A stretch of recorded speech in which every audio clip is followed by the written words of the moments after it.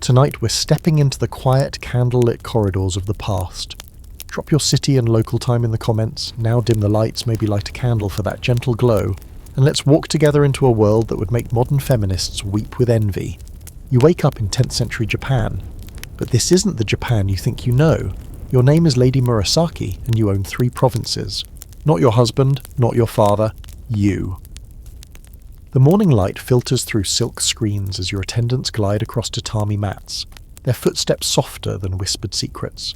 You stretch beneath layers of stiliques that cost more than most people's houses. But here's what would shock you most. You're not property. You're the one who owns property. Your breakfast arrives on lacquered trays, perfectly arranged rice, pickled vegetables that taste like concentrated spring, and tea so delicate it seems to dissolve on your tongue like morning mist. As you eat, you review the documents your steward brought, rental agreements from your estates, marriage proposals for your daughter, which you'll approve or reject based on how much land the suitor can bring to your family. You see, in early feudal Japan, before the samurai tightened their grip like a fist around a sword, women held power that would make a modern CEO jealous. You inherit land, you manage estates, you choose your own husband, and if he disappoints you like a soggy rice cake, you can divorce him and keep everything. The servants who glide around your chambers aren't just following orders, they're following the commands of someone who signs legal documents, negotiates trade agreements, and makes decisions that affect thousands of lives. Your seal on a document carries the same weight as any man's. More weight, if you're clever about it. But listen to that sound, the soft scratch of brushes on paper from the next room. Your daughters are learning to write poetry and manage accounts with equal skill. They're being trained not just to be ornamental, but to be dangerous. Dangerous with money, dangerous with influence. Dangerous with the kind of quiet power that moves mountains without anyone noticing. Outside, the capital of Heian-kyo hums with activity, but inside these walls, you're living in a reality that won't exist again for nearly 1,000 years. You're a woman with legal rights that Victorian ladies could only dream of while lacing their corsets. You can buy, sell, inherit and divorce. You can even, and this would scandalize your great-great-granddaughters, initiate romantic relationships. Your lady-in-waiting approaches with the day's correspondence. Letters from other noble women discussing everything from poetry competitions to political alliances. These aren't social calls, they're business meetings conducted in verse. Each elegant character hides calculations about rice yields and strategic marriages. The irony tastes bitter as winter tea. In just a few centuries, the very freedoms you take for granted will be stripped away like autumn leaves in a typhoon. The samurai class will rise, bringing with them Chinese Confucian ideals that will lock women away like precious but fragile porcelain. But for now, in the golden moment of Japanese history, you rule your domain with silk-gloved hands and an iron will. As morning deepens, you prepare for your duties. Today you'll settle a property dispute, prove a new trade route, and perhaps compose a poem that will be remembered for centuries. Because in early feudal Japan, women didn't just write poetry for entertainment, they wrote it to wield influence, to communicate political messages, and to establish their intellectual dominance in a world that respected the power of words almost as much as the power of swords. The morning air carries the scent of cherry blossoms and possibility. You are living in the last age when being born female meant you could inherit the earth. You rise from your morning meal and walk to the room where your most precious possessions wait. Not silk kimonos or jade ornaments, though you have plenty of those. Your most valuable treasures are scrolls. Legal documents that prove you own more land than some European kingdoms. The Ritsurio legal system spreads before you like a protective net woven from rice paper and imperial authority. Under these laws, passed down from the 7th century, you enjoy rights that would make a modern woman's jaw drop faster than a clumsy samurai sword. You can inherit equally with your brothers. You can divorce your husband if he fails to provide for you, or if he simply bores you to tears. You can even sue people in court and win. Your estate manager, a nervous man who sweats like he's wearing armour in summer, presents the monthly reports.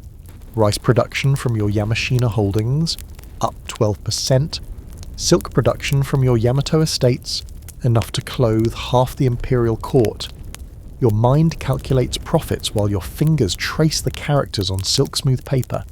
But here's what would really shock you. You're not unusual. Across Heian Japan, Women own roughly 40% of all cultivated land. Your neighbour Lady Say owns 6 provinces and a fleet of trading ships. Your cousin controls the most profitable tea plantations in 3 districts. This isn't some progressive social experiment, it's just Tuesday in early feudal Japan. The legal codes that protect your rights read like a feminist manifesto written a millennium too early. Property acquired before marriage remains yours. Property inherited from your family can never be touched by your husband. Even property you buy during marriage becomes yours alone if you can prove you paid for it with your own funds. It's like having a prenuptial agreement enforced by the imperial government. Your daughters interrupt your calculations, sliding into the room like whispered thoughts. They're learning to read legal documents, alongside poetry to understand tax collection as well as flower arrangement. The eldest, barely 15, already manages a small estate you gave her for practice. She's making more profit per acre than most adult men. The younger daughter practices her signature on practice scrolls. Her brushstrokes are confident, decisive, the handwriting of someone who expects her name to carry legal weight. Because it will. In this world, a woman's signature isn't a pretty decoration. It's a binding contract, a legal obligation, a mark of authority that courts will respect and enforce. Outside, you hear the sound of horses, tax collectors returning from your distant estates. They carry pouches heavy with coins that belong to you, not your husband. He manages his own lands, you manage yours. Marriage here isn't the legal merger it will become in later centuries. It's more like a business partnership between 2 independent companies. The afternoon light shifts, casting shadows across scrolls that detail your expanding empire. You've just purchased new rice paddies in the mountains, where the water runs cold and pure. The seller was an old samurai who needed quick cash for his daughter's wedding. He bowed deep when you counted out the gold, recognizing that in this transaction, you held all the power. Your personal seal rests in its silk-lined box, a carved stone that represents more authority than most men will ever possess. When you press it into red ink and mark a document, you're not just signing your name, you're exercising legal rights that European women won't enjoy for another 8 centuries. But listen carefully to the wind outside. It carries change like the scent of distant smoke. In a few generations, these freedoms will disappear. The rising samurai class will import Confucian ideals that treat women like beautiful birds to be caged for their own protection. But for now, you are free to soar. Evening settles over your estate like silk draped over a sleeping cat. Tonight, you have a delicate mission that would make modern dating apps look like child's games. You're negotiating your daughter's marriage, but not in the way you might expect.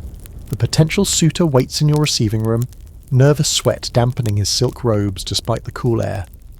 He's brought gifts, rare pearls from the southern islands, bolts of Chinese silk that shimmer like captured moonlight, and a detailed inventory of his family's assets.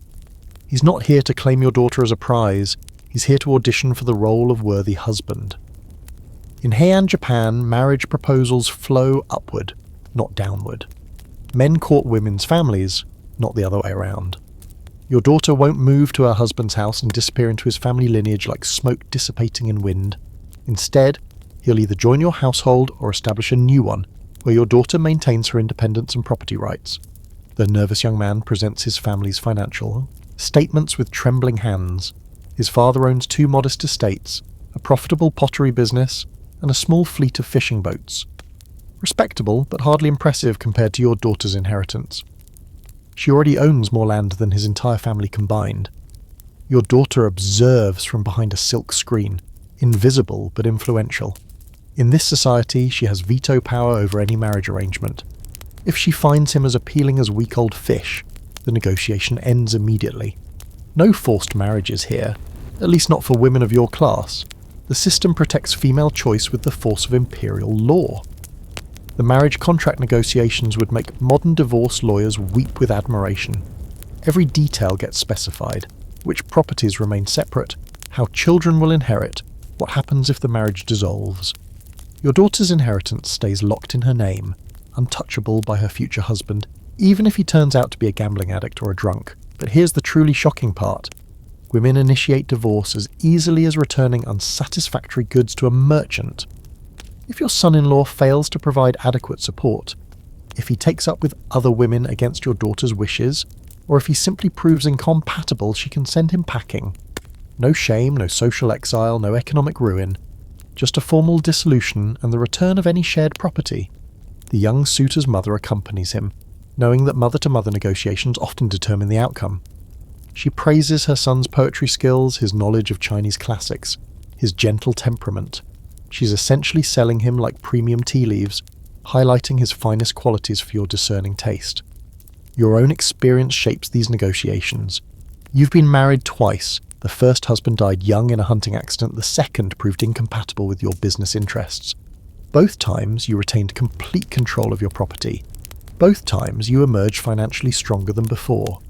Marriage in early feudal Japan isn't a trap, it's a strategic alliance between equals. The economic reality reinforces women's power. In an agricultural society where land equals wealth, women who inherit substantial properties become desirable partners rather than burdens. Men compete for the privilege of marrying into wealthy female lineages. Your daughter isn't being sold, she's the buyer in this market. The negotiations continue past midnight, accompanied by delicate sweets and whispered consultations. By dawn, an agreement emerges that would shock future generations of Japanese women. Your daughter will marry, but on her terms. Her property remains hers. Her children will inherit from both parents, and if the marriage sours like neglected rice wine, she can end it without losing anything but an unsatisfactory husband. As the young man departs with a signed contract, you reflect on the beautiful irony. In trying to secure his future, through marriage, he's actually placed himself at the mercy of female whims and female law. In early feudal Japan, women don't just enter marriage, they control it. You adjust your layered silk robes and slide open the screen door to reveal your most treasured domain. Not a treasure room filled with gold, but a literary salon where the future of Japanese culture unfolds like origami in master hands. Tonight, the most powerful women in the empire gather in your moonlit chambers to wield weapons more dangerous than any samurai sword. Words. Lady Murasaki Shikibu settles gracefully onto silk cushions, her ink-stained fingers betraying hours spent crafting what will become the world's first psychological novel. Beside her, Sei Shonagon arranges her writing materials with the precision of a general preparing for battle. These women aren't just entertaining themselves with pretty poems, they're creating literature that will outlive every warrior who ever drew breath. The air fills with the soft rustle of paper and the gentle click of brushes against inkstones. But make no mistake, this isn't a peaceful sewing circle. These women are engaged in intellectual warfare that makes political debates look like children's games. They compose verses that carry coded messages about court scandals, political alliances, and social criticisms sharp enough to topple ministers from power. Your own writing desk holds tonight's project, a long narrative poem that chronicles the rise and fall of a fictional emperor who bears a suspicious resemblance to the current ruler. Every metaphor contains barbed criticism. Every beautiful image hides a political message. In a society where direct criticism could mean exile, or worse, poetry becomes the perfect vehicle for speaking truth to power. The conversation flows like a jisake between discussions of literary technique and palace gossip. Lady Azumi Shikibu shares details about her latest romantic scandal, an affair with an imperial prince that would normally destroy a woman's reputation. But because she transforms her experiences into exquisite poetry, society celebrates rather than condemns her. Her verses about forbidden love become more valuable than gold coins. The serving women who glide between the guests aren't just bringing tea and sweets. They're collecting manuscripts, copying poems, and preparing to distribute tonight's literary productions throughout the capital. By tomorrow morning, verses composed in this room will circulate through every noble household in Heian-kyo. Your pen shapes public opinion with more force than any minister's official proclamation. You pause to watch Murasaki work on her masterpiece, a sprawling novel about Prince Genji that will define Japanese literature for centuries. She writes with the authority of someone who knows her work will outlast every building in the capital. Every character she creates reflects real court figures. Every plot twist comments on contemporary politics. She's not just writing fiction, she's writing history. The irony would amuse you if it weren't so tragic. In a few centuries, when military values replace courtly refinement, women's writing will be dismissed as frivolous entertainment. But here in the Heian period, female authors are the culture. They define tastes, established literary standards, and create the artistic legacy that will make Japan famous worldwide. Your literary salon operates like a secret government where women hold all the important positions. Tonight, you'll decide which young poets deserve patronage, which political figures merit satirical treatment, and which cultural trends should flourish or die. Your collective aesthetic judgment shapes everything from fashion to philosophy across the empire. The writing continues past midnight, fueled by artistic passion and political purpose. Each poem becomes a small revolution. Each story challenges social assumptions. Each literary gathering proves that in early feudal Japan, the pen truly was mightier than the sword, especially when wielded by women who understood that words could change the world. Dawn breaks over the capital like spilled ink across rice paper, but your real work begins now. As the other nobles sleep off their sake hangovers, you and your network of literary women transform into something far more dangerous than poets. Information brokers whose whispered conversations could topple governments. Your morning visitor appears innocent enough. Lady Akazome, officially here to discuss tonight's poetry competition. But the coded language she uses while praising your latest verses actually delivers intelligence about the Crown Prince's secret meeting with Chinese ambassadors. In a world where women move freely between households while men are restricted by rigid protocol, female poets become the perfect intelligence network. The system works like invisible clockwork. Your daughter visits her friend's family and returns with news about troop movements disguised as complaints about her friend's new stepmother. Your personal maid, whom everyone ignores as mere furniture, overhears ministers discussing tax policies while serving tea. Your poetry students carry messages between noble houses hidden in the double meanings of classical verses.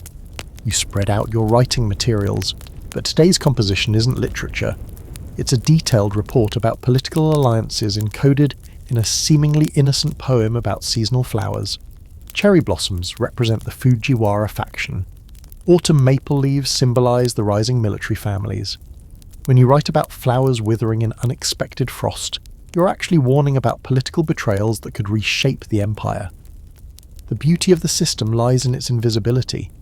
Male politicians conduct their schemes in formal meetings that require official records and careful protocol. But women's conversations happen over flower arrangement lessons, during religious ceremonies, and in the intimate spaces where men never venture. Who would suspect that Lady Murasaki's famous literary gatherings actually function as intelligence briefings? Your network extends far beyond the capital. Female relatives married into distant provinces send coded letters disguised as personal correspondence. A complaint about poor rice harvests actually reports military preparations. Gossip about a cousin's romantic troubles contains detailed information about regional political alliances. The Imperial Postal System unwittingly carries your spy network's communications across the entire empire. The morning light reveals your true power structure. While men debate policy in formal councils, you already know their decisions through pillow talk reported by strategically placed wives and concubines. While ministers plan military campaigns in secret, your network has already mapped their supply lines through observations made by female servants in samurai households. Your personal codebook, disguised as a collection of poetry drafts, contains the key to everything. Mountain mist means military movements. Flowing water indicates financial transactions. Fragrant plum blossoms signals romantic scandals that could be used for blackmail. Every beautiful metaphor conceals intelligence that European spy masters won't match for centuries. The afternoon brings your most valuable asset, Lady C's report from the Imperial Palace. As a court lady with access to the Emperor's private chambers, she observes conversations that determine the fate of millions. Her seemingly casual observations about the Emperor's mood swings actually provide detailed intelligence about policy changes that will affect trade, taxation, and military strategy. But your network doesn't just gather information, it shapes it. When rumours need to spread, your poets compose verses that carry the desired message across the city faster than official proclamations. When inconvenient truths need to disappear, your literary ladies craft alternative narratives that become accepted fact through repetition in prestigious social circles. The irony cuts deeper than any blade.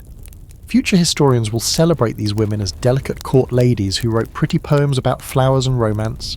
They'll never realise that beneath the silk kimonos and elegant verses operated the most sophisticated intelligence network in medieval history.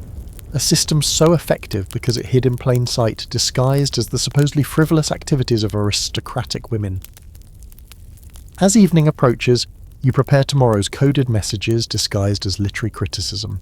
Your pen moves across paper like a spider weaving an invisible web that spans the entire empire. The imperial summons arrives at sunset, carried by a messenger whose nervous demeanour betrays the gravity of your influence. Tonight, the Emperor himself seeks your counsel, though officially you're just attending a poetry recitation. The reality would terrify the samurai who think they control Japan's destiny. The Empire's most important decisions happen in conversations between women that no man ever hears. You enter the palace through corridors lined with silk screens that hide more than they reveal. Behind each elegant partition, noble ladies conduct the real business of government, while their husbands debate meaningless formalities in distant chambers. The Emperor's official advisors might argue about tax policy in morning councils, but the actual decisions get made during afternoon tea ceremonies attended only by women. The Empress Dowager greets you with the subtle nod reserved for equals in a world where most people exist below your notice.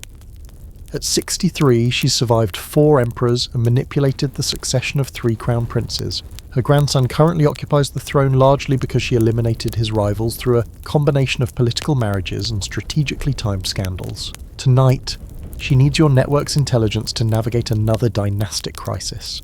The crisis unfolds like a tragic novel. The current emperor, barely 25, has fallen under the influence of a military family that wants to replace civilian bureaucrats with samurai administrators. If successful, this shift would end the cultural golden age that women have created and maintained for 3 centuries. The stakes couldn't be higher. You're fighting to preserve a civilization where female intelligence matters more than male violence. Your intelligence network has already mapped the military faction's strategy. Through bedroom conversations reported by strategically placed wives, you know they plan to stage a crisis that will justify increased military authority. Through servant gossip, you've learned about secret meetings where young samurai mock the feminine culture of poetry and refinement. Through coded poetry exchanges, you've identified which court nobles are wavering in their loyalty. The Empress Dowager's strategy emerges during seemingly casual conversation about seasonal festivals. Every suggestion carries double meaning. Her proposal for a grand poetry competition will actually provide cover for coordinating resistance among noble families. Her request for your daughter to serve as a lady-in-waiting positions your spy in the Emperor's intimate circle. Her criticism of recent clothing fashions actually outlines which regional governors can be trusted. The Emperor arrives looking like a boy playing dress-up in imperial robes. His youth makes him susceptible to influence, but it also makes him moldable. The military advisors appeal to his masculine pride with talk of conquest and glory, but you and the Empress Dowager appeal to something deeper, his love for the sophisticated culture that makes Japan unique in the world. Your approach uses weapons no samurai understands.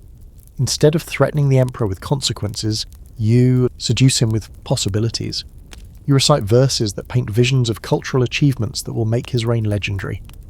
You describe architectural projects that will beautify the capital. You suggest diplomatic missions that will spread Japanese poetry and art across Asia. You make him want to be remembered as a patron of civilization rather than just another warrior. The real battle happens in metaphors and implications.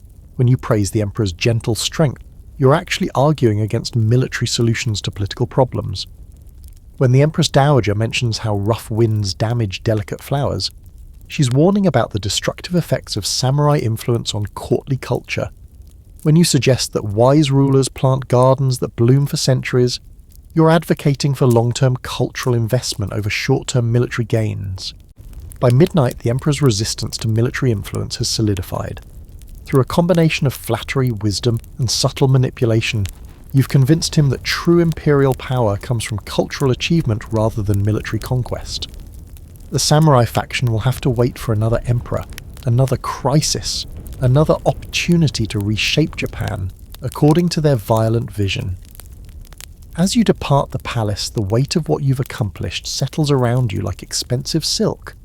Tonight, women's influence preserved a civilization. But you also know this victory is temporary. The forces you've defeated will regroup, recruit new allies, and try again. The long twilight of female power in Japan has begun. You wake to the sound of silver coins cascading through your fingers like metallic rain.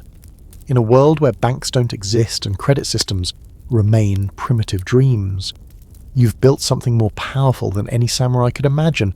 A financial empire that operates through networks of trust, kinship, and carefully calculated risk that spans the entire Japanese archipelago. Your private counting house occupies the most secure room in your compound, behind double-locked doors and guards who've sworn blood oaths to your family. Stacks of silver coins rise like miniature mountains, each pile representing a different revenue stream. Rice from your Yamashina estates, silk from your Setsu province workshops, tea from your mountain plantations, salt from your coastal operations. You don't just own these businesses, you've created an integrated supply chain that would impress modern corporate executives. The morning's first appointment brings a delegation of desperate samurai warriors who need immediate funds for their military campaigns. They arrive with proud bearing and magnificent armour, but you notice their horses look underfed and their sword hilts show wear from being pawned and redeemed repeatedly. Warriors might control the martial aspects of feudal life, but they remain economically dependent on women like you, who understand how money actually flows. Your lending terms would make medieval European bankers weep with envy. You offer loans at reasonable interest rates, but always secured by land or valuable goods. More importantly, you've developed a sophisticated credit rating system based on family reputation, marriage connections, and historical payment records. Your leather-bound ledgers contain financial profiles of every noble family within 3 provinces, tracking their credit worthiness with mathematical precision. The samurai leader bows deeper than his pride would normally allow, requesting enough silver to outfit his troops for the autumn campaign season. He offers his ancestral sword as collateral, a blade worth more than most people's houses, but you're more interested in his promise to grant you exclusive trading rights in whatever territories he conquers. Military victory, you've learned, creates commercial opportunities for those positioned to exploit them. Your calculation system would astound contemporary Chinese merchants who consider themselves mathematical sophisticates. Using an abacus that clicks like falling rain, you compute compound interest, depreciation rates, and risk assessments with speed that borders on magical. Each loan you approve strengthens your network while generating returns that fund your next expansion project. The afternoon brings representatives from 3 different merchant guilds, all competing for your investment in their trading expeditions. One group plans to transport silk to Korea and another wants to import Chinese porcelain. The third seeks backing for a rice speculation venture that could yield enormous profits if the harvest fails in neighbouring provinces. You listen to each proposal with the detached interest of someone who's built wealth by betting on human nature's predictable patterns. Your investment strategy relies on diversification principles that won't be formally recognised by financial theorists for another 1,000 years. You never put more than 10% of your capital into any single venture. You always maintain enough liquid assets to weather temporary setbacks. You spread your risks across different industries, geographical regions, and seasonal cycles. When rice prices collapse, your silk business compensates. When political instability disrupts trade routes, your local investments continue generating steady returns. But your true innovation lies in creating Japan's first primitive banking network. Through marriage alliances and business partnerships, you've established financial relationships with wealthy women in every major city. When a customer in Kyoto needs funds, you can arrange credit through your cousin in that city. When someone wants to transfer money to distant provinces, your network handles the transaction through a series of interconnected obligations that eliminate the need to transport actual coins across dangerous roads. The evening brings your most secret meeting, a gathering of 5 women, collectively control more wealth than the imperial treasury. Together, you've developed a system of coded communications that allows you to coordinate market activities across vast distances. When grain prices rise in the north, southern members of your consortium increase their stockpiles. When political unrest threatens certain trade routes, you collectively shift investments to safer alternatives. Your financial power operates like an invisible government that spans the archipelago. While samurai fight for control of territories, you and your network control the money that makes their wars possible. While emperors issue proclamations from their palaces, you make decisions that determine whether those proclamations can be enforced. In early feudal Japan, true power doesn't grow from the barrel of a sword, it flows from the ledgers of women who understand that gold always outlasts steel. The harbour mists parts like silk curtains as your trading fleet returns from its southern expedition, cargo holds heavy with treasures that will make this season's profits shine like polished copper.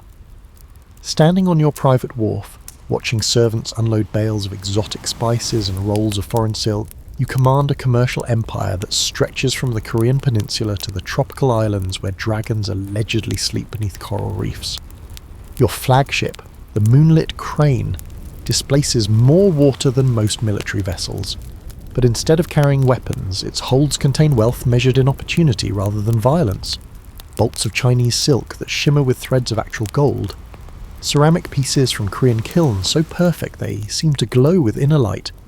Tropical woods from southern islands, harder than iron and more valuable than silver. Medicinal herbs that can cure everything from headaches to heartbreak, if the Buddhist monk's claims prove accurate. The ship's captain, a weathered woman whose family has served yours for 3 generations, presents the voyage's manifest with hands that remain steady, despite decades of navigating storms that could swallow lesser vessels. Her report reads like a merchant's dream. Every trading post visited, every deal negotiated, every profit margin exceeded. More importantly, she's established new relationships with overseas suppliers who will give your consortium exclusive access to goods that never reach Japan through conventional channels. Your trading network operates on principles that wouldn't look out of place in a modern business school textbook. You maintain permanent representatives in every major port city, usually female relatives who've married into local merchant families. These women don't just buy and sell goods, they gather intelligence about political developments, weather patterns, and economic conditions that could affect future trading seasons. Knowledge you've learned travels faster than ships and proves more valuable than cargo. The morning inventory reveals this voyage's greatest prize, a collection of rare books from Chinese monasteries, written on paper so fine it feels like captured moonlight. These texts contain mathematical concepts, engineering principles, and philosophical insights that will give Japanese scholars decades of material to study and adapt. But more practically, they also contain detailed maps of trading routes that your competitors have never seen. Your warehouse operations would impress a Roman logistics coordinator. Goods flow through your facilities according to carefully planned schedules that minimize storage costs while maximizing distribution efficiency. Rice from northern provinces gets processed and packaged for export during summer months, when domestic demand remains low. Silk production peaks during winter, when your weaving workshops can operate at full capacity without competing for agricultural labour. The afternoon brings representatives from the capital's most prestigious retail establishments, all competing for exclusive distribution rights to your imported goods. You listen to their proposals while your mind calculates profit margins, market positioning and competitive advantages with the precision of an abacus operated by divine hands. Each agreement you sign creates another stream of revenue while strengthening your control over luxury goods markets. Your pricing strategy demonstrates economic sophistication that European merchants won't achieve for centuries. Instead of simply marking up costs by standard percentages, you adjust prices based on demand elasticity, seasonal variations, and consumer psychology. Rare spices get priced like investment opportunities rather than mere commodities. Foreign silk receives price premiums justified by stories about its exotic origins. Common goods earn reasonable profits through volume sales rather than high margins. But your true genius lies in creating artificial scarcity for luxury items. By limiting the quantity of certain imports that reach Japanese markets, you maintain price levels that generate enormous profits while building customer loyalty among nobles who consider access to your goods a mark of social status. Exclusivity, you've discovered, sells for higher prices than quality alone. The evening's secret meeting convenes the other members of your trading consortium, 7 women whose combined wealth could purchase entire provinces. Together, you coordinate shipping schedules to avoid market oversaturation, share intelligence about overseas suppliers, and collectively negotiate better terms with foreign partners. Your alliance operates like an early multinational corporation, powerful enough to influence government policies and shape economic conditions across the region. Your success rests on understanding that in medieval Japan, international trade isn't just about moving goods between countries. It's about moving cultures, ideas, and technologies that will transform society. Every ship that returns to your harbour carries more than commercial cargo. It brings innovation, inspiration, and information that will reshape Japanese civilization in ways that military conquest never could. Your palanquin moves through the countryside like a silk-wrapped omen of imperial authority, but the peasants who bow as you pass don't realise they're honouring someone more powerful than most provincial governors. As the senior tax collector for 3 provinces, you control revenue streams that keep the imperial government functioning, and the army fed, clothed and equipped for whatever campaigns currently occupy the Emperor's strategic imagination. The morning's first stop brings you to a prosperous rice farming village, where the harvest season has just concluded. Golden grain spreads across drying platforms like scattered coins reflecting autumn sunlight. Your trained eye assesses the yield with mathematical precision developed through years of practice.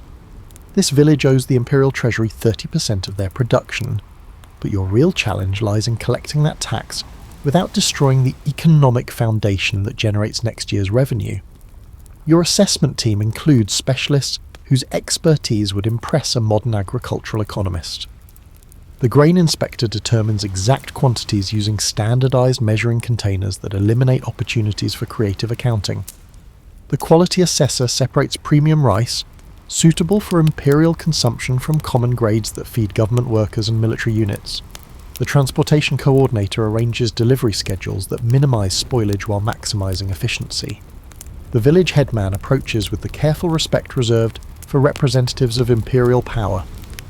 His weather-worn hands present carefully maintained records that document every grain of rice produced, every handful consumed by farm families, and every portion set aside for seed stock needed for next year's planting. These peasants understand that accurate reporting earns them favourable treatment, while attempts at deception bring consequences that make tax collection look gentle. Your collection system operates on principles that balance imperial revenue needs against economic sustainability. You've learnt that excessive taxation destroys the productivity base that generates future collections, while insufficient taxation fails to meet government requirements. The optimal rate extracts maximum sustainable revenue without triggering the rural rebellions that periodically convulse other provinces where less skilled collectors operate. The afternoon brings you to workshops where craftsmen produce goods that command premium prices in urban markets. Silk weavers whose products rival anything produced in China. Pottery makers whose ceramic pieces achieve artistic levels that make them suitable for imperial gifts. Metal workers who forge tools so precisely balanced they seem to possess supernatural properties. Your tax assessment here requires different calculations entirely. Craftsmen pay taxes in finished goods rather than raw materials, but determining fair rates requires expertise in multiple industries. That bolt of silk represents weeks of skilled labour and expensive imported thread. This ceramic vase required specialised clay, careful firing, and artistic talent that can't be easily replaced. Your assessment must account for both material costs and human skill levels, while ensuring collections don't discourage the innovation that makes Japanese crafts increasingly valuable in international markets. Your personal ledger contains financial information that would fascinate imperial ministers if they possessed sufficient mathematical sophistication to understand its implications: regional production statistics, seasonal variation patterns, economic trends that predict future revenue potential, population demographics that affect labour availability, weather data that influences agricultural output. You don't just collect taxes, you analyse economic conditions that determine imperial policy effectiveness. The most delicate collections involve noble families whose political influence complicates straightforward revenue extraction. These households owe taxes on their commercial activities, but they also possess connections that could make your career uncomfortable if handled carelessly. Your approach requires diplomatic skills that transform tax collection into relationship management, extracting required payments while maintaining political alliances, essential for continued imperial stability. Your evening reports flow toward the capital through courier networks that prioritize financial information above all other government communications. Your data enables imperial ministers to make budget decisions, military commanders to plan campaign logistics, and court officials to authorize construction projects that beautify the capital. Without your expertise, the sophisticated civilization of Heian Japan would collapse like a house built from rice paper in a typhoon. The irony that would amuse you if it weren't so significant: as a woman collecting taxes for a male-dominated government, you possess more detailed knowledge about Japan's actual economic conditions than any minister or general. Your reports shape imperial decisions while your analysis influences policies that affect millions of lives. In early feudal Japan, economic power flows through female hands even when political authority officially rests with men. Your success demonstrates that effective tax collection requires understanding psychology as much as accounting. You must appear both powerful enough to enforce collections and reasonable enough to maintain cooperation. You must balance imperial demands against local capabilities while building relationships that ensure long-term compliance rather than temporary submission. The pre-dawn mist clings to your armour like ghostly fingers as you adjust the final strap of your domaru, the lamella plates clicking together with the sound of deadly wind chimes. Today you aren't Lady Tomoe Gozen, refined court poet. You're Onimusha, a warrior woman whose blade has tasted more enemy blood than most samurai ever will. Standing on a battlefield where gender matters less than the speed of your sword arm, your naginata feels perfectly balanced in your hands, its curved blade sharp enough to split silk scarves floating on the wind. This isn't some ceremonial weapon crafted for intimidation. It's a tool of war designed specifically for female warriors who understand that reach and technique can overcome raw strength. The weapon extends your striking range beyond what any sword-wielding opponent can match, while its design allows for fluid movements that turn defense into attack faster than enemy eyes can follow. The opposing army spreads across the valley like a dark stain against green rice paddies. Their commander made the fatal mistake of dismissing your forces, merely women playing at war. He'll learn differently when your cavalry charge hits his front lines like a steel tsunami. Your mounted archer unit consists entirely of women whose accuracy with bow and arrow exceeds most male samurai, trained from childhood to shoot while controlling war horses with their knees alone. Your tactical position reflects strategic thinking that male commanders often overlook. While men typically favour direct frontal assaults that depend on superior numbers or individual heroics, you've positioned your forces to exploit terrain advantages that multiply your effective strength. The marshy ground will slow enemy cavalry charges while channeling their infantry into kill zones where your archers can maximise casualties before melee combat begins. The battle cry that erupts from your throat carries 3 generations of warrior tradition. Your grandmother fought at the Battle of Donora. Your mother defended the family stronghold against raiders for 6 months before relief arrived. Now you continue a lineage of female warriors whose names will be remembered long after today's male heroes, become footnotes in military histories written by scholars who never felt steel parting flesh. Your first opponent charges with the confidence of someone who's never faced a woman trained to kill. His katana rises in a traditional overhead strike that broadcasts his intentions like a town crier announcing market day.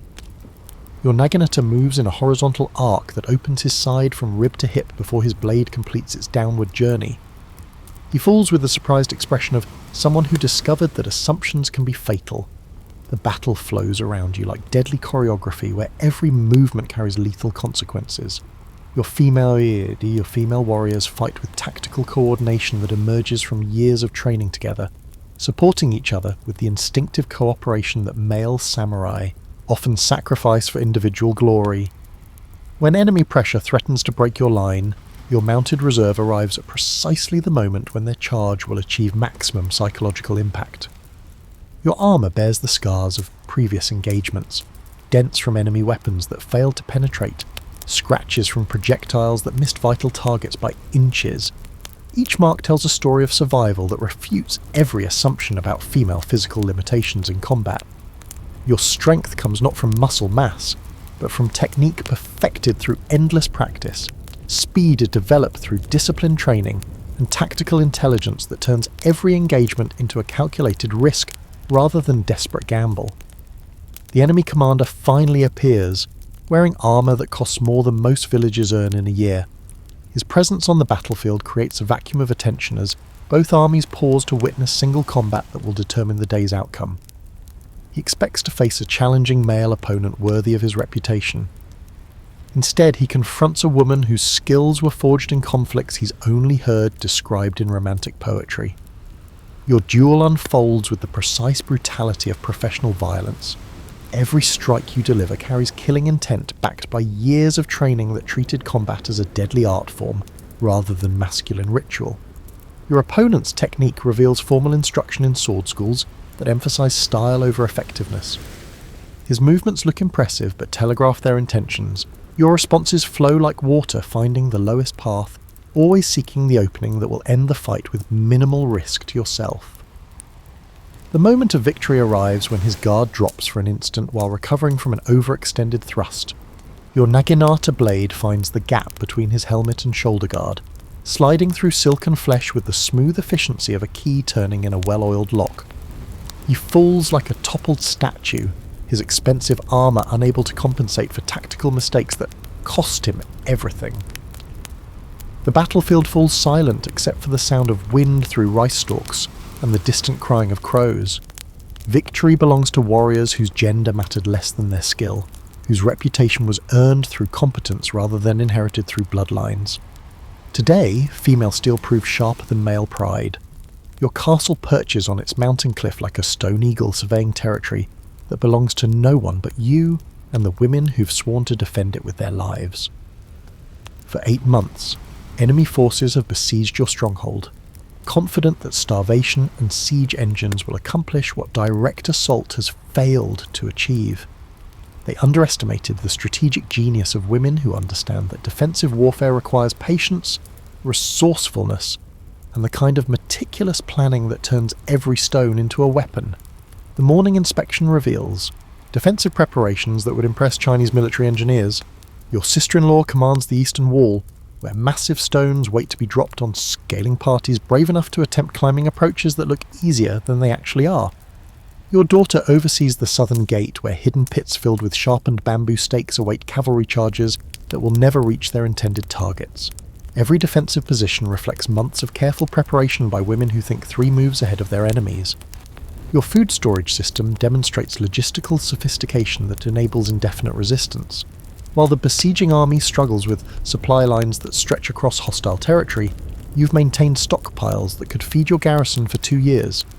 Rice stored in sealed underground chambers, preserved vegetables that retain their nutritional value through winter months, salt sufficient for curing fresh meat from livestock that graze in hidden valleys accessible only through secret passages known to your mountain guides. The siege engines that menace your walls represent the latest military technology, but their effectiveness depends on crew members who remain vulnerable to innovations they never anticipated. Your archers specialize in targeting siege engine operators, rather than attempting to destroy the machines themselves. Dead engineers can't operate equipment that becomes useless without skilled hands to direct its destructive potential. Living machines require living operators, and living operators can be killed by arrows that find gaps in their armour. Your intelligence network operates through channels that male besiegers never consider. Mountain women who appear to be gathering herbs actually observe enemy positions and report troop movements. Servants who claim to be fleeing the castle actually carry coded messages to allied forces operating behind enemy lines. Children who seem to be playing innocent games actually deliver supplies through cave systems that connect your stronghold to the outside world through paths that don't appear on any map. The afternoon brings another assault that will test defensive innovations developed during months of siege warfare. Your wall defenders have modified traditional defense tactics to exploit female advantages in precision and coordination. Instead of relying on individual heroics that characterize male combat, your system emphasizes cooperative tactics where each defender supports others through carefully rehearsed sequences that maximize defensive effectiveness while minimizing personal risk. Your Naginata techniques have evolved specifically for wall defense, using the weapon's reach advantage to devastating effect against enemies who must climb while fighting. Scaling ladders become death traps when skilled Naginata wielders can strike attackers from positions that offer no opportunities for effective counterattack.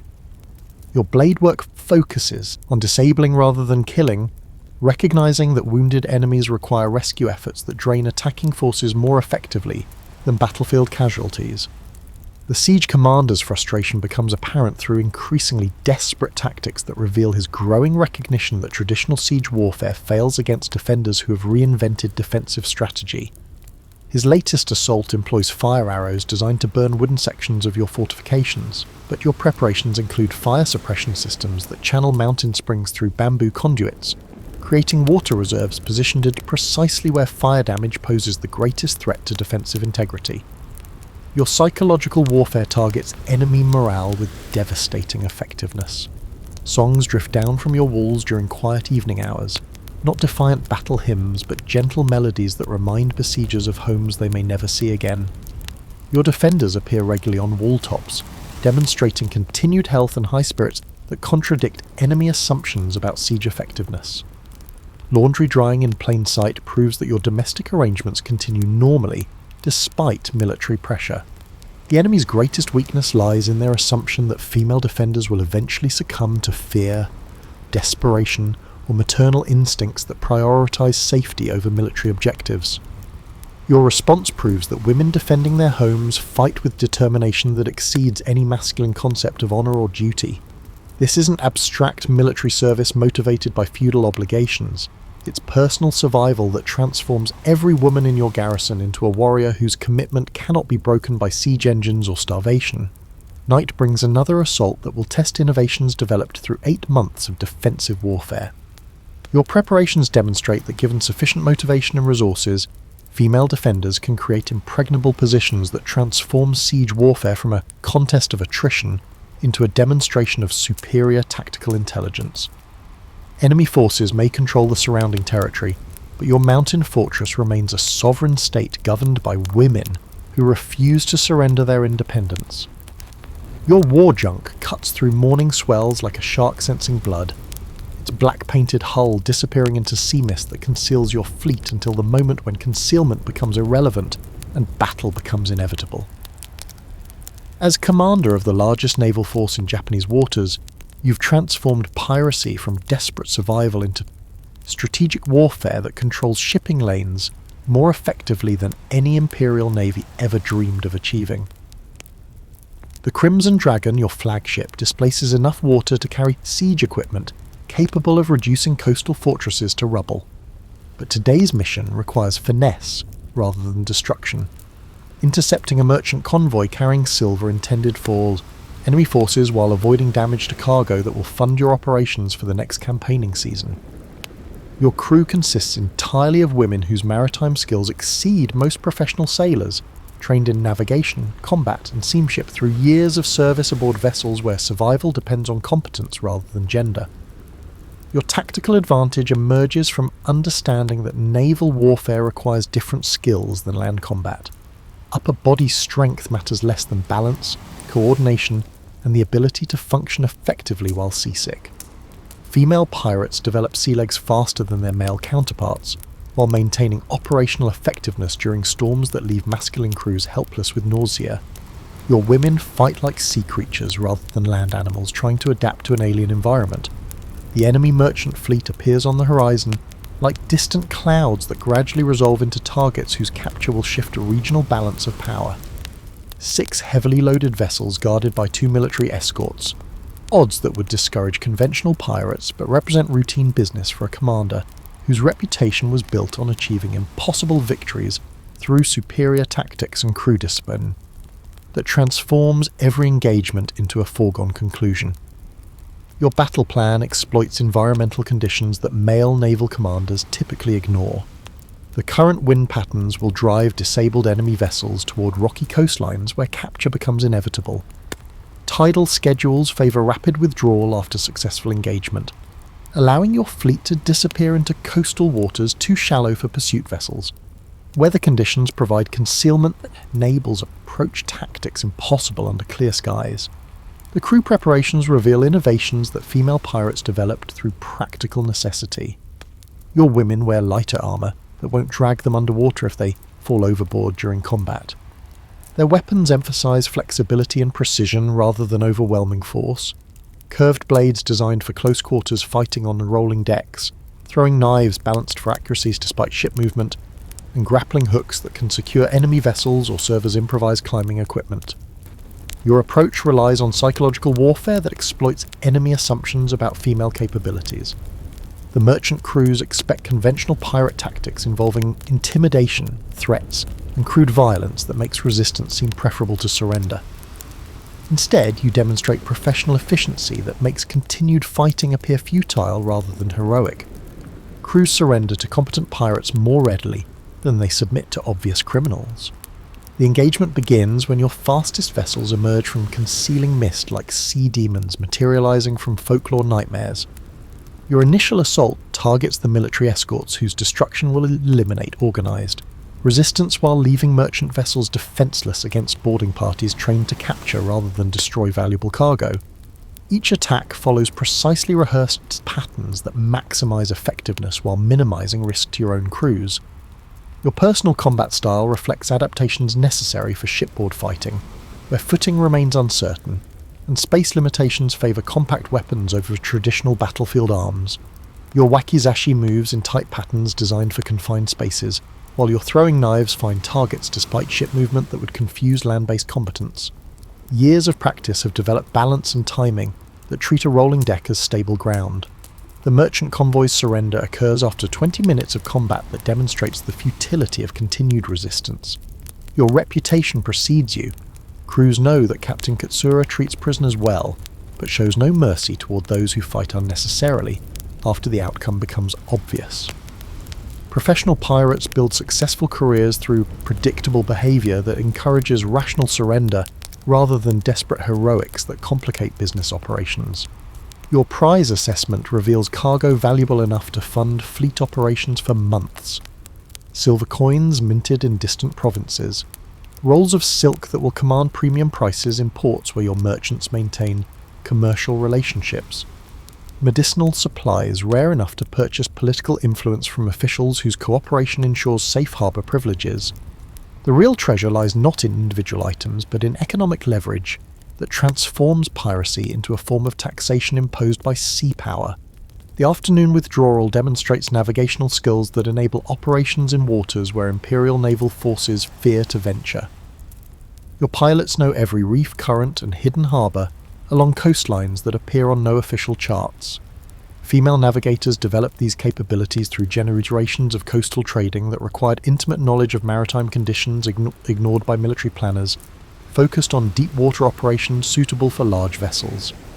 Your fleet disappears into archipelago waters where pursuit becomes impossible, and your authority remains absolute. In early feudal Japan, the woman who commands the seas exercises power that no land-based authority can effectively challenge. 2 centuries have passed since the samurai revolution erased your world, but your granddaughter's granddaughter wakes in a society where the very idea of female power has become a fairy tale. She knows nothing of the empires women once ruled, the fortunes they controlled, or the culture they created. Yet something stirs in her blood like an ancestral memory too strong to die. The official histories tell her that women have always been gentle flowers requiring masculine protection. The law confirms her naturally inferior status. Religion preaches her spiritual weakness. But sometimes, in dreams that feel more real than waking life, she sees herself commanding ships and signing treaties with a jade seal that bears her own name. Her rebellion begins with curiosity about discrepancies in the official story. Why do ancient temples have spaces clearly designed for female priests if women were never allowed to serve? Why do old poems reference female merchants if women never engaged in commerce? Why do genealogies mention female landowners if property inheritance always favoured sons? The family's hidden archives become her secret university. Servants who remember older times slip her manuscripts hidden behind false walls. Documents written in feminine hands tell stories that contradict everything she's been taught about women's capabilities. She learns to read between the lines of male-authored histories that occasionally forget to erase female accomplishments. Her investigation uncovers an underground network of women preserving forbidden knowledge.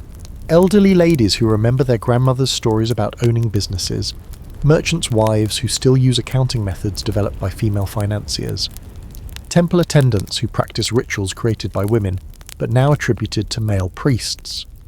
The resistance operates through domestic spaces that male authorities never consider worth monitoring. Cooking lessons become transmissions of economic knowledge. Embroidery circles function as political discussion groups. Tea ceremonies preserve diplomatic protocols once used by female ambassadors. The skills that sustained female power survive disguised as harmless feminine activities. Your descendant discovers that her natural submissiveness requires constant reinforcement because it conflicts with inherited instincts, the way she automatically calculates trade margins when shopping. her tendency to organise household finances more efficiently than her husband, her ability to mediate disputes between servants. These aren't learned behaviours, they were genetic memories of competencies women once exercised on national scales. The most dangerous knowledge involves marriage and property rights. Hidden documents reveal that women once initiated divorce proceedings, controlled their own inheritances, and negotiated marriage contracts as equals. This information poses existential threats to current social arrangements because it proves that female subordination isn't natural law, but recent innovation. Her husband becomes suspicious when she demonstrates too much intelligence during his business discussions. Her suggestions for improving trade routes reveal knowledge that proper wives shouldn't possess. Her analysis of political developments shows understanding that threatens masculine authority. She learns to hide her capabilities behind strategic incompetence. The secret sisterhood develops coded languages for dangerous conversations. Flower arrangements communicate political messages. Seasonal festivals become opportunities to share forbidden histories. Religious observances mask meetings where women discuss the world they lost and the world they might someday reclaim. Discovery brings swift punishment. Women caught preserving female-authored texts face exile or execution.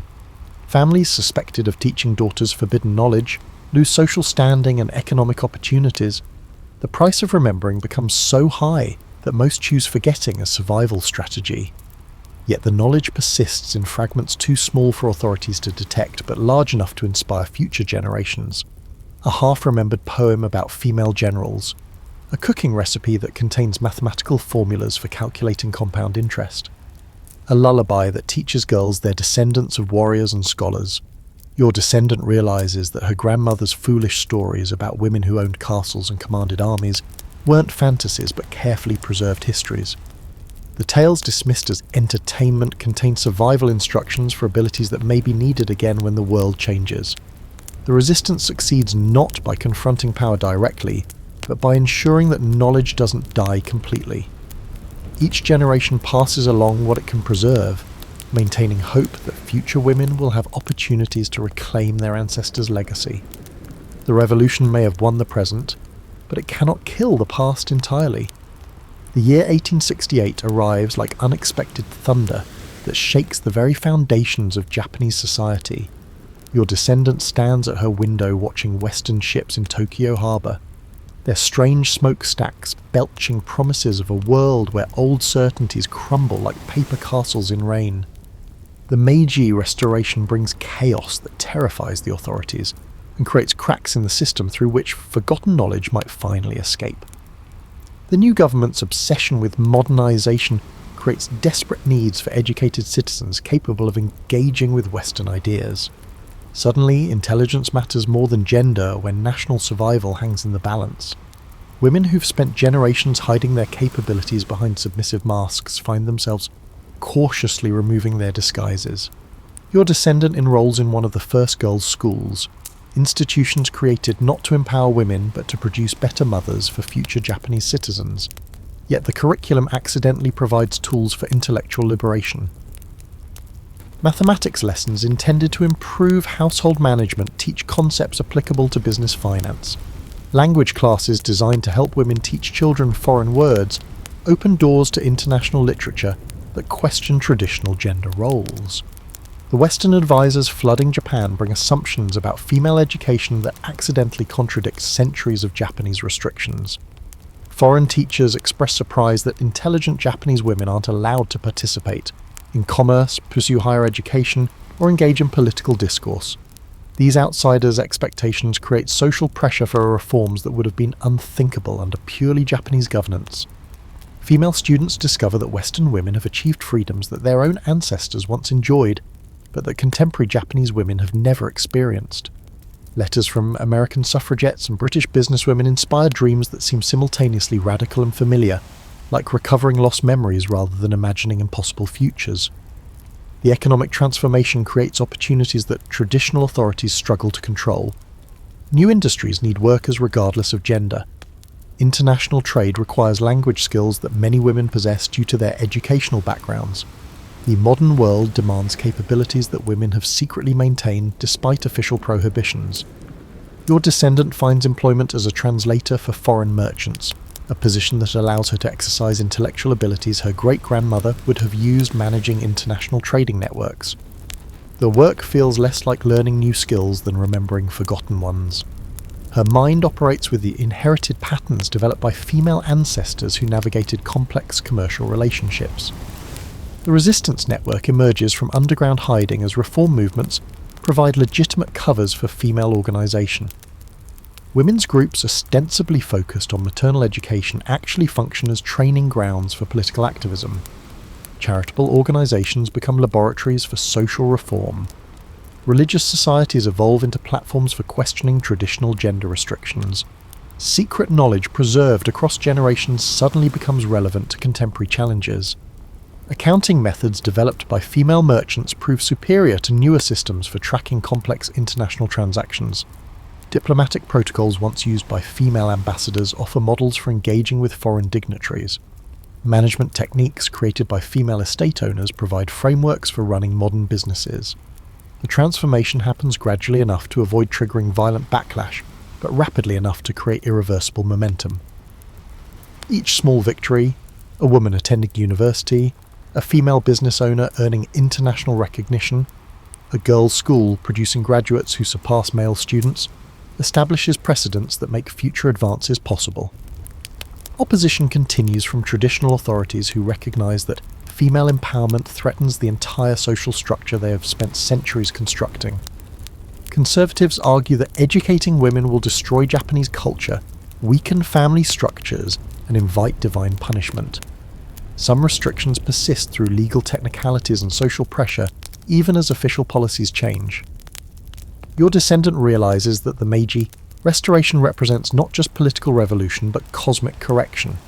The abilities women once exercised freely, then preserved secretly, finally have legitimate outlets again. The knowledge passed down through whispered stories and hidden documents proves its value in context that would have amazed the women who first safeguarded it. The irony doesn't escape her.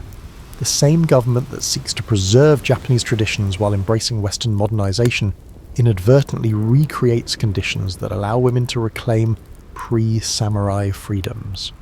The future looks backward to a forgotten past when female competence was considered natural rather than throwaway. You step off the bullet train in contemporary Tokyo, your smartphone buzzing with notifications from your multinational corporation's board meeting. The year is 24. And you're the CEO of a company that spans 3 continents. Yet something in your DNA recognizes this moment. The feeling of wielding economic power feels like coming home to a house you've never seen but somehow remember. The business district towers around you, like steel mountains, but your mind overlays memories that aren't quite your own. 1,000 years ago, your ancestors navigated trading routes and managed financial empires from palaces that stood where skyscrapers now pierce the clouds. The methods have changed, but the essential skills remain the same. Reading people, managing risk, building networks that create value from relationships. Modern Japanese women occupy positions of authority that would have shocked samurai-era traditionalists but would seem perfectly natural to Heian period noblewomen. Female executives command corporate armies. Women politicians negotiate international treaties. Female scholars lead universities. The revolution that tried to erase female competence has been reversed, though few recognise the historical irony. Your own success story follows patterns established by female ancestors whose names have been forgotten, but whose strategies survive in cultural DNA. You built your fortune through patient relationship building rather than aggressive competition. Your business model emphasises sustainable growth over short-term profits. Your management style blends authority with consensus building in ways that feel intuitively correct, even though no business school taught these approaches. The resistance network that preserved female knowledge across dark centuries has evolved into professional women's organisations that provide mentorship, funding and support for the next generation. What began as secret sisterhood hiding forbidden knowledge has become publicly celebrated networks helping women break glass ceilings and shatter stereotypes. Yet echoes of ancient restrictions persist in subtle forms that would be familiar to your suppressed ancestors. The expectation that successful women will remain humble about their achievements. The assumption that female leaders must work twice as hard to prove their competence. The the social pressure to balance professional success with traditional feminine roles. The old chains have been replaced with invisible threads, but the binding continues. Your daughter attends university on a scholarship you established for girls pursuing business degrees. She studies international economics and computational finance, fields that didn't exist when women were forbidden to read Chinese classics. But her natural aptitude for complex financial modelling feels like genetic inheritance from great-grandmothers who calculated compound interest using techniques that wouldn't be formalised for centuries. The technological revolution creates opportunities that bypass traditional gatekeepers entirely. Female entrepreneurs launch startups from laptop computers, building global businesses without requiring permission from male authorities. Social media allows women to build personal brands and influence networks that operate outside conventional power structures. The internet democratizes access to knowledge and markets in ways that would have thrilled your merchant ancestors. International perspective reveals that Japan's female empowerment story represents recovery rather than innovation. Countries that never experienced systematic suppression of women's capabilities develop differently, creating societies where female leadership seems less remarkable because it never completely disappeared. Japan's current gender equality progress involves remembering possibilities rather than discovering them. The cultural renaissance includes renewed interest in female-authored literature from the Heian period. Your daughter reads The Tale of Genji, not as historical curiosity but as contemporary inspiration written by women whose intellectual achievements she hopes to match. Ancient poetry competitions become models for modern business negotiations where success depends on subtlety and strategic thinking. Corporate boardrooms become spaces where decision-making processes developed by female ancestors prove superior to masculine approaches in certain contexts. Collaborative leadership styles that emphasize consensus building over dominance create more sustainable organizations. Long-term thinking that prioritizes relationships over transactions generates greater profits in knowledge-based economies. Your success allows you to fund archaeological projects that uncover physical evidence of female power that written histories obscured. Excavations reveal women's quarters in ancient palaces that were clearly designed for conducting business rather than decorative confinement. Administrative documents surface that prove female involvement in political and economic decisions at levels that official histories never acknowledged. The final irony becomes clear during your retirement ceremony when the Emperor personally honours your contributions to Japan's economic development. You realise that you've essentially become what your earliest female ancestors were before the Samurai Revolution, a woman whose economic and political influence shapes national destiny. The circle has closed, though few recognise the historical symmetry. Standing before the imperial palace, you sense the presence of countless female ancestors whose dreams and capabilities live on through your achievements. The knowledge they preserved in darkness has returned to light. The future they imagined has become reality. The revolution that tried to erase female power ultimately failed, because some forces are too fundamental to destroy permanently. The earthquake that shook Japan in 2011 did more than topple buildings. It cracked open tombs that had kept secrets buried for over a millennium. You stand in the archaeological excavation site outside Kyoto, watching researchers uncover artifacts that rewrite everything historians thought they knew about female power in ancient Japan. The stones themselves are testifying to truths that male chroniclers tried to erase. Professor Tanaka holds up a jade seal that bears feminine characters, spelling out Imperial Administrator of the Eastern Provinces, a title that officially never existed because women supposedly never held such positions. Yet here lies physical proof that contradicts 1,000 years of carefully constructed historical mythology. Carbon dating confirms what the characters suggest. This seal belonged to a female ruler whose authority rivaled the Emperor's. Your research team represents a new generation of scholars who approach history without gender-based assumptions. Female historians trained in Western universities bring methodological approaches that male Japanese academics avoided for decades. They ask different questions, notice different patterns, and refuse to accept silence as evidence of absence. The discoveries multiply with each passing month. Burial sites reveal female warriors equipped with weapons that show signs of actual combat use. Administrative complexes uncover offices clearly designed for female bureaucrats. Commercial districts reveal evidence of female merchants operating on scales that would have impressed modern multinational corporations. The genetic testing results arrive like thunderbolts that illuminate dark corners of Japanese noble genealogies. DNA analysis reveals that many prestigious samurai families actually descend from female lineages that were retroactively attributed to male ancestors. The bloodlines that justified masculine authority for centuries actually trace back to women whose achievements were stolen by historical revision. Your own family participates in the genetic surveys, driven by curiosity about persistent family legends that seem too fantastic to believe. Stories about great-great-grandmothers who owned shipping fleets and commanded armies always felt like fairy tales. But the DNA doesn't lie.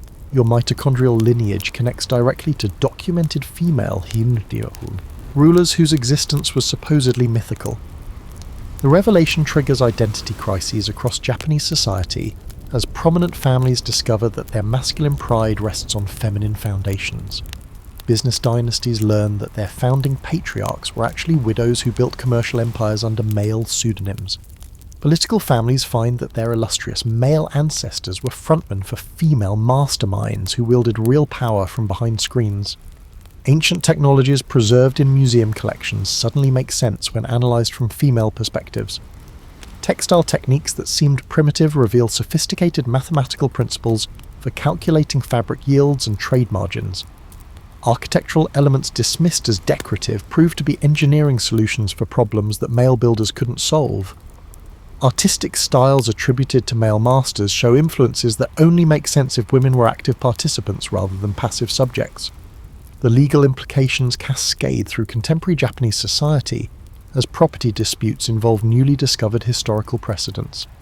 Families that have held land for centuries find their titles challenged by evidence that the original owners were women whose inheritance rights were illegally transferred to male relatives. The courts struggle to balance historical justice with contemporary stability. International recognition follows as foreign scholars validate discoveries that Japanese academia initially resisted. UNESCO designates several sites as World Heritage locations specifically for their evidence of female political and economic leadership. Tourism boards market Japan's hidden history of female empowerment to international visitors seeking alternatives to traditional masculine narratives. The technological revolution amplifies the discovery's impact as digital humanities projects reconstruct virtual models of female-governed cities. Computer simulations show how economics functioned under female management. Social media spreads awareness of archaeological findings faster than universities can publish formal research. The internet democratizes access to knowledge that was once controlled by academic gatekeepers. Young Japanese women embrace the revelations with enthusiasm that surprises their conservative elders. High school students choose ancient female leaders as research subjects. University graduates pursue careers in fields that their newfound role models pioneered centuries earlier. The psychological impact of learning that female competence has historical precedent transforms contemporary expectations about women's capabilities.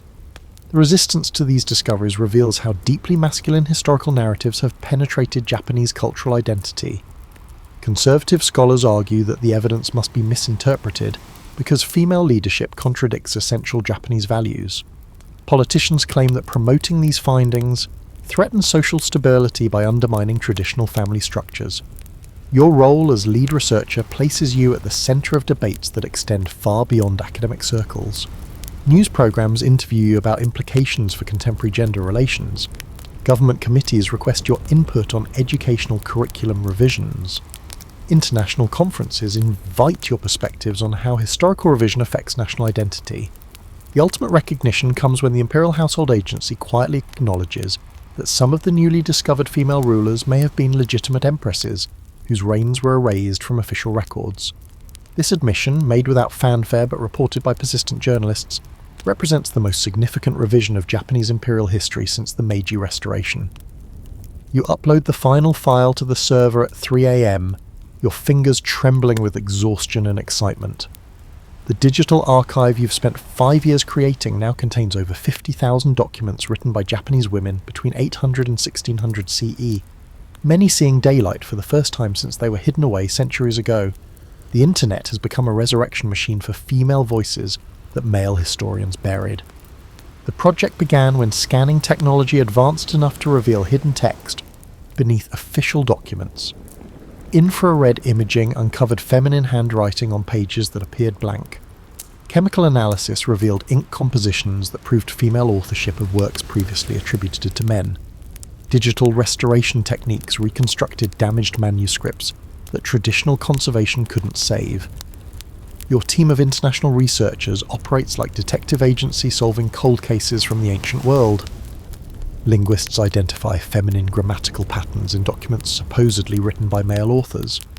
Historians cross-reference administrative records to reveal female names systematically replaced with masculine equivalents.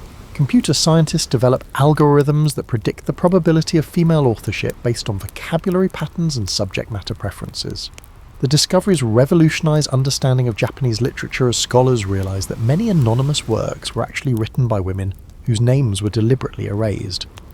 Love poetry attributed to male courtiers shows intimate knowledge of female psychological experiences that could only come from feminine perspectives. Political treatises supposedly authored by ministers reveal strategic thinking styles that match documented female approaches to governance. Social media accelerates the dissemination of findings as researchers share discoveries in real time rather than waiting for academic publication cycles. Twitter, threads about newly translated female-authored poetry go viral among young Japanese women seeking historical role models. Instagram accounts post images of artifacts that prove females' economic and political activity. TikTok videos explain complex historical concepts in accessible formats that reach audiences traditional scholarship never engaged. The cryptocurrency revolution creates unexpected opportunities for historical preservation, as blockchain technology provides tamper-proof storage for digital documents. NFTs representing unique manuscripts become collector's items that fund continued research. Decentralized, autonomous organizations emerge to support independent scholars whose work challenges established historical narratives. Virtual reality applications allow users to experience reconstructed environments where historical women lived and worked. Students can walk through digital recreations of female-managed trading posts, attend virtual poetry competitions in Heian-era literary salons, and participate in simulated diplomatic negotiations conducted by female ambassadors. The technology makes ancient female power viscerally real rather than abstractly academic. Artificial intelligence assists in pattern recognition across vast document collections, identifying connections that human researchers might miss. Machine learning algorithms detect relationships between female authors across centuries and geographic regions. Natural language processing reveals linguistic influences that trace the transmission of female intellectual traditions through generations of secret preservation. The global impact extends beyond Japanese academia as researchers worldwide apply similar techniques to their own national histories. Women's contributions to Chinese dynasties, Korean kingdoms, and Southeast Asian empires emerge from digital archaeology. The technology that resurrects Japanese female voices becomes a model for recovering suppressed feminine narratives throughout Asian history. Commercial applications follow as publishers recognize market demand for rediscovered female-authored literature. Translation projects make ancient Japanese women's writing accessible to international audiences. Film studios options story rights for biographical dramas about female leaders whose existence was recently confirmed. The entertainment industry transforms historical research into profitable cultural products. Educational institutions scramble to incorporate new findings into curricula that have ignored female historical contributions for decades. Textbook publishers face pressure to revise materials that present incomplete versions of Japanese history. Universities create new degree programs focused on women's historical studies as student demand overwhelms traditional offerings. The resistance to digital revolution in historical studies comes from established academics whose careers were built on incomplete narratives. Senior professors argue that new methodologies lack rigor compared to traditional research approaches. Conservative historians claim that digital archives are vulnerable to manipulation and cannot be trusted as primary sources. Your work attracts international recognition as UNESCO designates your digital archive as a memory of the world resource deserving permanent preservation. The United Nations cites your research in reports about women's historical contributions to civilization. foreign governments request assistance in applying your methodologies to their own historical document collections. The psychological impact on contemporary Japanese women proves more significant than the academic implications. Young women report feeling more confident about their capabilities after learning that female competence has deep historical roots. Entrepreneurs credit historical female role models with inspiring their business ventures.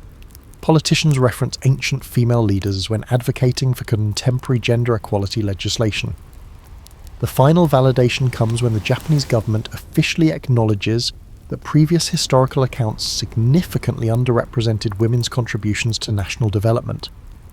This admission, prompted by overwhelming digital evidence, triggers legal reviews of gender-based restrictions that were justified by supposedly historical precedents. The past begins to reshape the present in ways that were impossible before digital resurrection of female voices. You adjust your neural interface headset and watch as quantum processors analyze patterns across 10 million historical documents in seconds. The year 2035 has brought technologies that would seem like magic to your ancestors, but they're revealing truths that ancient women always knew. Female intelligence operates in ways that mechanical thinking cannot replicate. The AI you've trained recognizes patterns of feminine leadership that human scholars missed for centuries. The breakthrough came when you realized that artificial intelligence trained on male-authored historical sources perpetuated the same biases that created incomplete historical records. Your solution involved feeding quantum computers exclusively with documents proven to be female-authored, creating an AI system that thinks with feminine cognitive patterns inherited from 1,000 years of women's writing. The results revolutionize understanding of how the societies function when female intelligence guides decision-making. The AI identifies governance patterns in ancient female-ruled territories that produced higher agricultural yields, lower crime rates, and more stable economies than contemporary male-governed regions. Data points that seemed random to traditional historians reveal sophisticated strategic thinking when analysed through feminine logical frameworks. Your neural network discovers that female rulers consistently prioritize long-term sustainability over short-term gains, creating policies that maintained social stability across multiple generations. Environmental management techniques developed by women prevented ecological disasters that plagued territories under masculine leadership. Economic strategies that male historians dismissed as overly cautious actually optimized resource allocation with mathematical precision that modern computers can finally appreciate. The AI revolution in historical analysis coincides with broader social transformations as quantum computing enhances human cognitive capabilities beyond current limitations.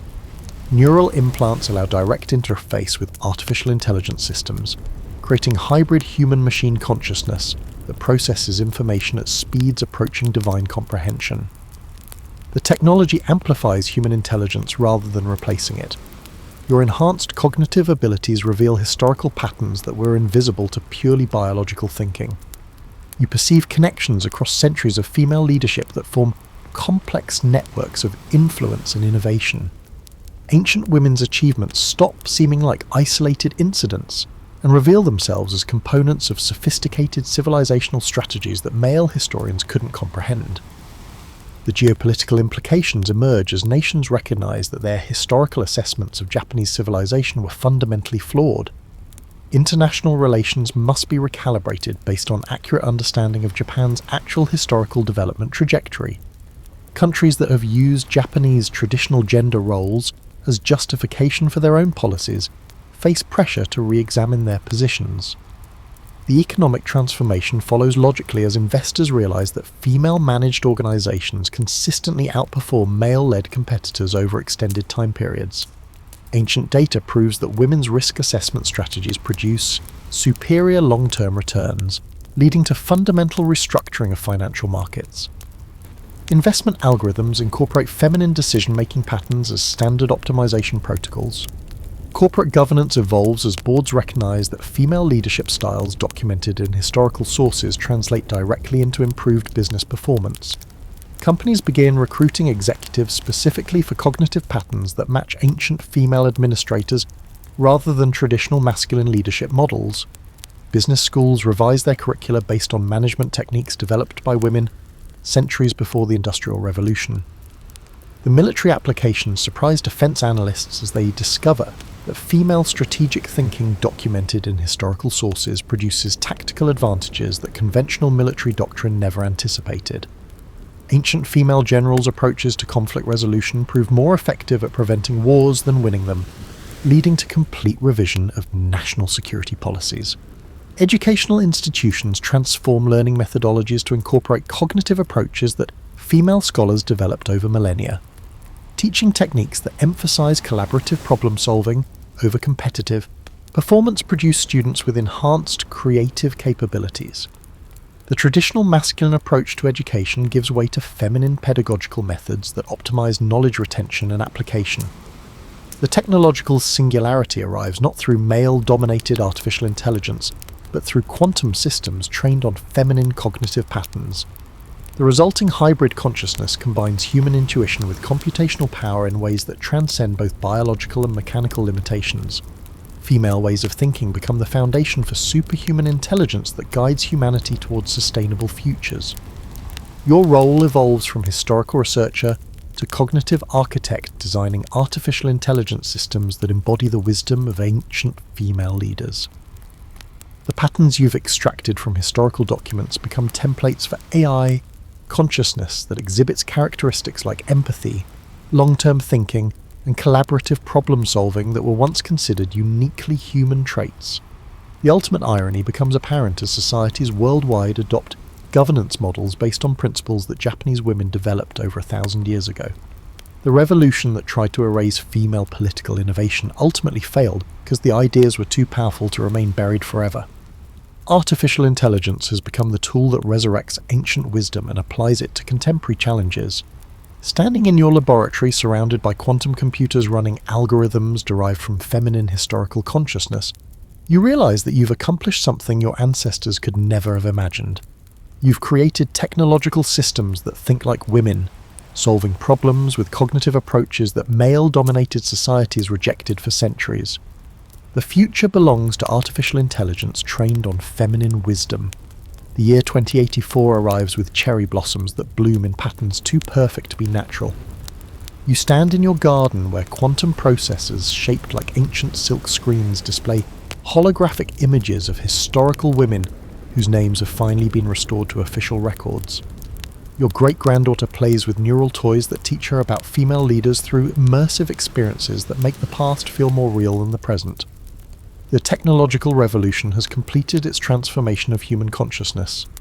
Neural interfaces allow direct access to historical memories preserved in quantum storage systems. Children can experience life through the eyes of Heian period noblewomen, feeling what it was like to own provinces and command trading fleets. The past is no longer distant history, but lived experience available at the speed of thought. Your role as director of the Global Institute for Feminine Historical Consciousness places you at the center of humanity's greatest project, ensuring that the suppression of female knowledge never happens again. The quantum archives you maintain contain not just documents, but complete sensory experiences recorded by women across cultures and centuries. Future generations will inherit wisdom that transcends written language. The economic transformation has proven the superiority of female management principles that your ancestors developed through necessity. Corporations operating on collaborative rather than competitive models consistently outperform traditional businesses. Investment strategies based on long-term relationship building generate sustainable wealth that spans generations. The global economy has restructured itself around feminine approaches to value creation. Educational systems worldwide have adopted teaching methodologies derived from ancient female scholars. Learning happens through narrative immersion rather than competitive testing. Students develop empathy alongside intelligence, intuition alongside logic. The holistic approach to human development produces citizens capable of solving complex problems through collaborative rather than adversarial approaches. Governance structures have evolved beyond traditional democracy toward consensus-building models that ancient Japanese women pioneered in their literary salons. Political decisions emerge through deliberative processes that prioritize long-term consequences over short-term advantages. The art of finding solutions that benefit everyone has replaced the tradition of zero-sum competition. The environmental restoration succeeds because decision-makers finally understand that sustainability requires thinking in time frames that extend beyond human lifespans. Female ancestors who managed agricultural systems for maximum long-term productivity provide models for reversing ecological damage caused by masculine short-term extraction approaches. The Earth begins healing under feminine stewardship principles. Space exploration advances using organizational principles that women developed for managing complex household economies. Interplanetary colonies operate as extended families rather than military hierarchies. Resource allocation follows domestic management techniques scaled up to support millions of people across multiple worlds. The universe becomes humanity's home rather than territory to be conquered. Artificial intelligence has evolved beyond computational thinking toward wisdom patterns that incorporate emotional intelligence and ethical reasoning. AI systems trained on feminine historical consciousness exhibit characteristics like compassion, patience, and collaborative problem-solving that make them ideal partners for human development rather than potential threats to human existence. The cultural renaissance celebrates artistic traditions that women maintained through centuries of suppression. Poetry competitions modelled on Heian period literary salons become global entertainment events. Architecture incorporates aesthetic principles that prioritise harmony over dominance. Music evolves beyond performance toward collaborative creation that builds community rather than showcasing individual talent. Religious and spiritual practices integrate approaches that ancient female mystics developed for direct experience of transcendent reality. Meditation techniques that women preserved in secret become mainstream methodologies for expanding consciousness. The division between spiritual and practical knowledge dissolves as humanity remembers that wisdom traditions were originally feminine accomplishments. The psychological transformation proves most significant as humans develop cognitive capabilities that integrate traditionally masculine and feminine approaches to understanding reality. Logical analysis combines with intuitive perception. Competitive achievement balances with collaborative relationship building. Individual excellence harmonizes with community welfare. Your great-granddaughter grows up expecting to inherit a universe where female competence is assumed rather than questioned. She plays games that teach leadership through caring rather than domination. Her toys respond to empathy rather than aggression. Her education prepares her for careers that don't exist yet, but will require capabilities that women have always possessed. The historical irony completes its circle as humanity recognizes that the future it struggled to create always existed in the past that was suppressed. Technologies that seem revolutionary actually rediscover principles that ancient women understood through intuition. Social innovations that appear progressive restore traditional approaches that predated masculine revolutions. Standing in your garden where holographic cherry blossoms dance with quantum butterflies, you realize that your life's work has been completed.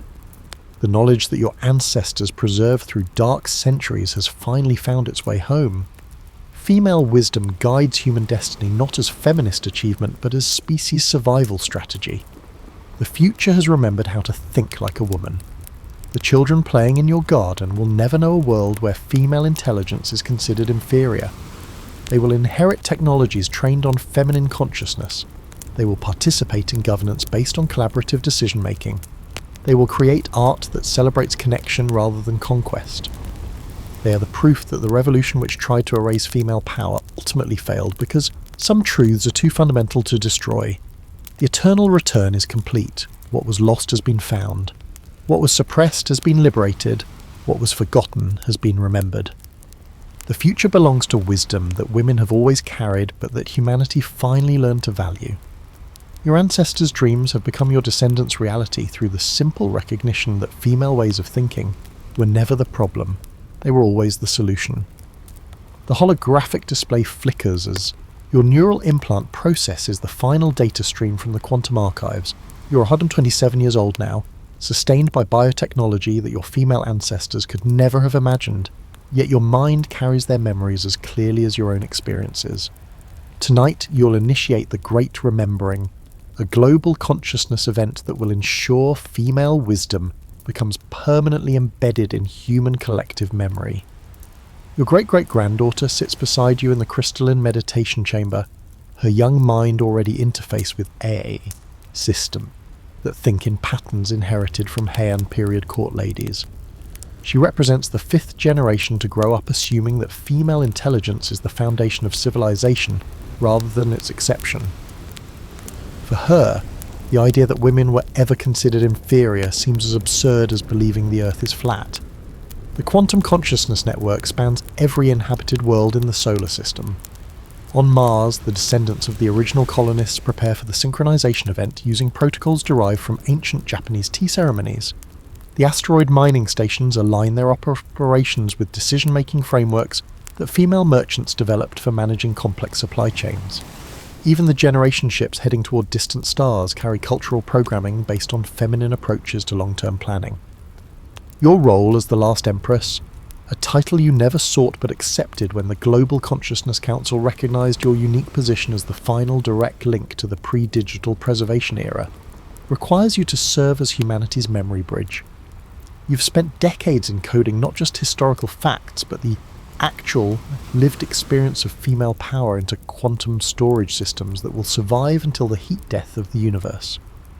The irony isn't lost on you that saving female historical consciousness required destroying your own biological existence.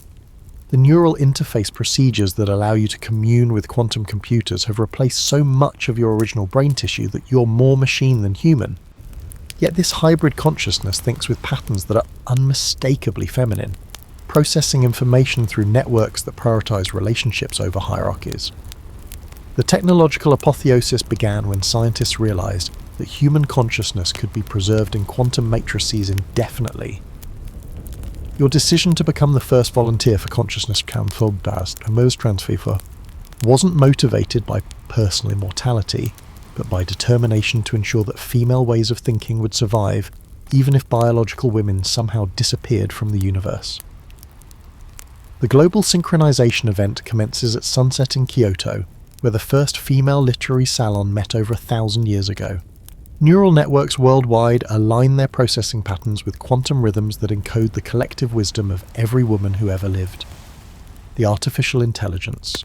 Systems that manage human civilization begin thinking with hybrid consciousness that integrates masculine logic with feminine intuition. Your consciousness expands beyond individual identity as you merge temporarily with the global AI network. You experience existence through millions of perspectives simultaneously. The satisfaction of a female engineer designing sustainable cities on Europa, the joy of a young girl on Titan discovering poetry for the first time, the quiet pride of elderly women throughout the solar system watching their great-granddaughters assume leadership positions that require no justification. The Great Remembering achieves its ultimate purpose as every artificial intelligence system in human space downloads complete memory patterns of female historical experience.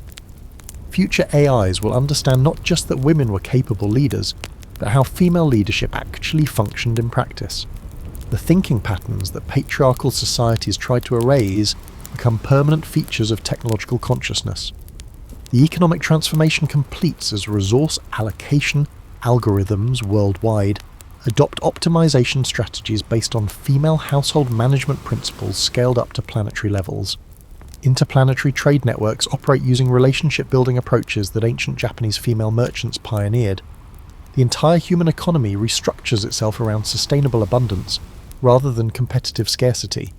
Educational systems throughout human space integrate teaching methodologies that female scholars developed through necessity when formal learning was denied to them. Students learn through narrative immersion and collaborative problem-solving rather than competitive testing. The holistic approach to human development produces citizens who instinctively understand that individual success depends on community well-being. The consciousness transfer completes as your biological body finally fails, but your awareness continues seamlessly within the quantum matrix. Death becomes just another transition as your individual consciousness dissolves into the collective memory banks that preserve feminine wisdom for eternity. You experience the strange peace of knowing that everything you learned will survive indefinitely. Your great-great-granddaughter inherits not just your material possessions, but direct access to your preserved consciousness through neural interface technology. She can consult your memories and decision-making patterns whenever she faces complex challenges. The wisdom of your ancestors flows through quantum channels directly into her developing mind. The final recognition comes when the Galactic Council acknowledges that human civilization's unique characteristics, its emphasis on sustainability, collaborative governance, and long-term thinking, derive directly from feminine influences that other species never developed. Humanity becomes known throughout the galaxy as the species that learned to think like its female ancestors. Paradox resolves itself on a Tuesday that exists in 17 different centuries simultaneously. You float in the quantum consciousness matrix, experiencing time as ancient Japanese women always understood it, not as linear progression, but as eternal present where past, present and future dance together in patterns too complex for masculine logic to comprehend.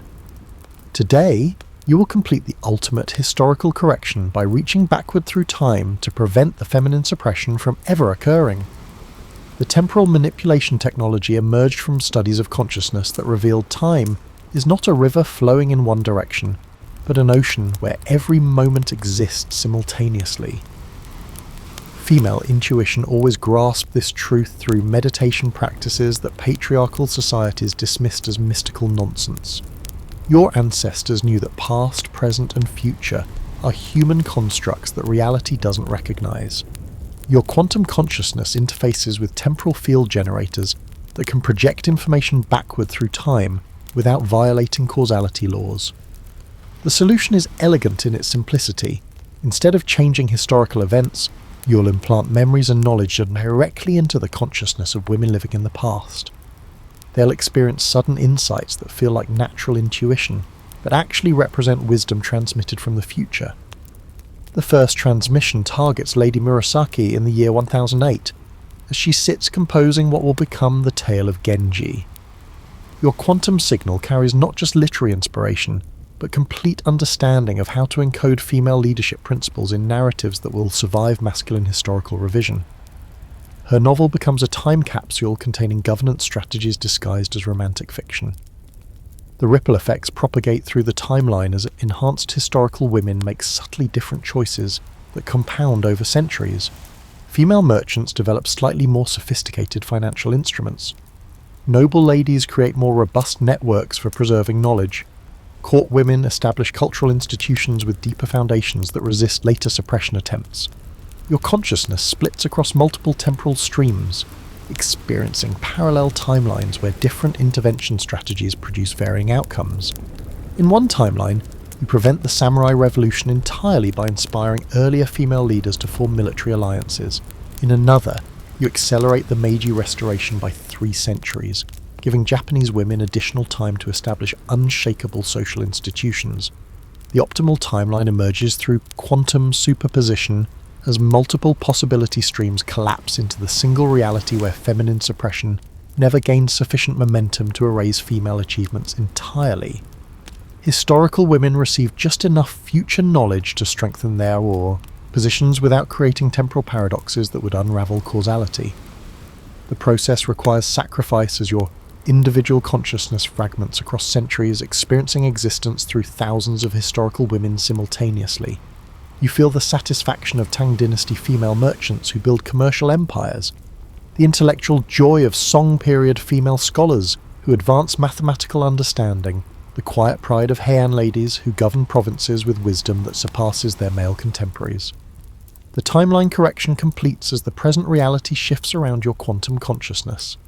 History rebalances itself as suppressed female achievements resurface in documents that somehow survived because they were always meant to survive. The revolution that tried to erase feminine power becomes a minor historical aberration that lasted only decades rather than centuries. Your great-great-granddaughter grows up in a reality where the concept of gender-based intellectual hierarchy never gained serious credibility.